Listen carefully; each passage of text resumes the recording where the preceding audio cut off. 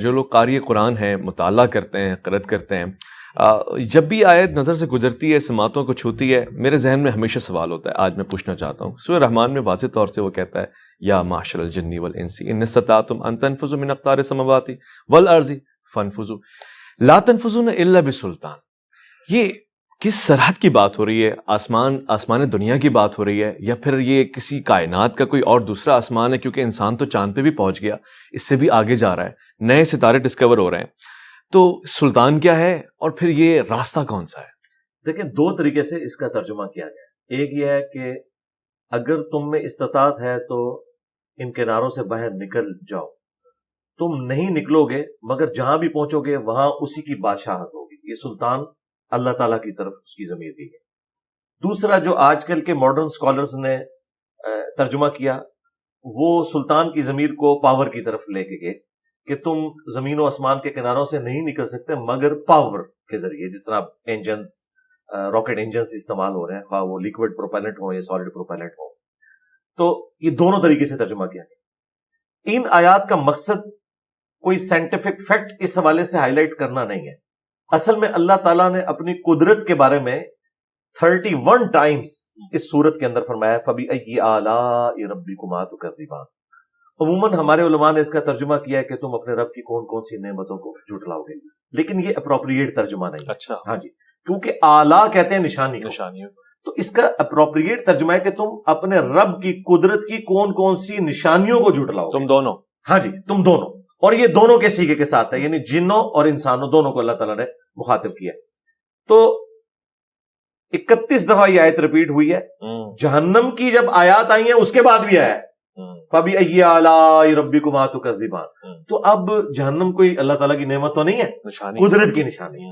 تو مولانا مودودی رحمہ اللہ نے اس کا اپروپریٹ ترجمہ کیا ہے۔ انہوں نے جہاں جہاں جس طریقے سے آیات آئی ہیں تو ہر دفعہ تھوڑا سا انہوں نے اس کے اعتبار سے مولڈ کر کے اسے فٹ اینڈ بٹایا، کیونکہ عربی ایک ورسٹائل زبان ہے، اس میں اب یہ آلہ جو ہے یہ کافی ساری چیزوں کو کور کرنے والی چیز ہے۔ تو یہاں پر بتانا مقصد یہ ہے کہ تم جہاں کہیں بھی چلے جاؤ، اللہ ہی کی سلطنت تم پاؤ گے، اسی کی حکومت ہوگی۔ تم زمین سے نکل جاؤ، تم چاند پہ پہنچ جاؤ، تم اپنی گلیکسی ملکی وے سے باہر نکل جاؤ، جہاں مرضی چلے جاؤ، جہاں پہ بھی جاؤ گے نا، اللہ تعالیٰ کی قدرت سے باہر نہیں نکل سکتے، کیونکہ یہ ہم کریٹڈ ہے نا۔ تو کریٹڈ چیز جو ہے، کریشن جو ہے، وہ کریشن کے اندر ہی ٹریول کرے گی نا۔ خدا تعالیٰ کی کریشن سے کوئی باہر تو نہیں ہو سکتا، کیوں؟ اس نے ہماری لمیٹیشن رکھ دی ہوئی ہے، ہم زیادہ سے زیادہ کیا کر سکتے ہیں۔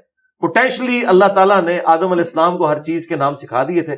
جس طرح ایک آم کی گٹھلی جب آپ بوتے ہیں تو اسے ایک پھلدار درخت بننے میں 8 سال لگتے ہیں، صحیح۔ تو وہ اللہ تعالیٰ نے پوٹینشلی آدم علیہ السلام کے برین میں یہ کمپیٹنسی رکھ دی تھی کہ وقت کے ساتھ ساتھ یہ برین ایوالو ہو کے آج دیکھیں ہم نے بوئنگ 747 اور ایئر بس A380 بنا لی ہے، اور ہم پوری دنیا میں اڑتے پھر رہے ہیں اتنے 100 لوگوں کو لے کے۔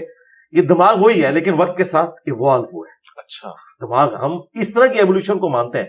دیکھیں ہمارے بزرگوں کو ان چیزوں کا خیال کیوں نہیں آیا جو آج آ رہا ہے کہ آپ سولر انرجی سے بجلی بنا سکتے ہیں۔